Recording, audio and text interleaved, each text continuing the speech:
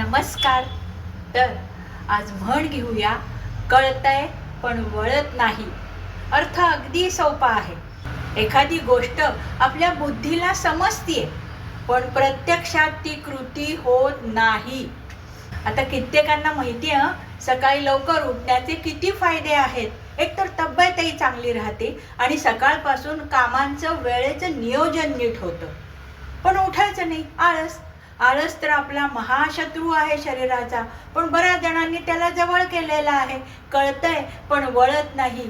आळसाला दूर ठेवलं पाहिजे, पण तशी कृती होत नाहीये. आता कित्येक विद्यार्थी परीक्षा जवळ आली कीच अभ्यास करतात. नाही, अरे तुम्ही सुरुवातीपासून रेग्युलरली व्यवस्थित अभ्यासाचं नियोजन केलं तर तुम्हाला परीक्षेच्या वेळी त्रास होणारच नाही. तुम्हाला भराभरा उत्तरं आठवतील, पण नाही, आळस. आता कित्येकांना माहिती आहे धूम्रपान करायचा नाही, कारण धूम्रपानाने इतक्या रोगांना आपण जवळ बोलवतो, परंतु नाही, सोडवत नाही. म्हणजे तुम्हाला कळतंय पण वळत नाही.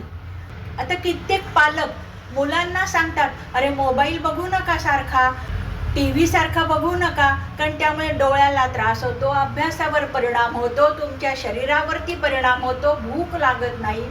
पण पण पण तुमचे पालकच जर सारखे मोबाईल हातात घेऊन बघत बसले असतील तर मुलंही तेच करतात. म्हणजे तुम्हाला कळतंय पण वळत नाही.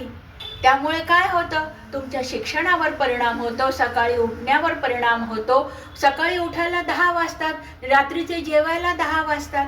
म्हणूनच सांगते, कळतंय पण वळत नाही. मंडळी, तुम्हाला हे उदाहरण आवडलं असेल तर लाईक, शेअर, सबस्क्राईब करा.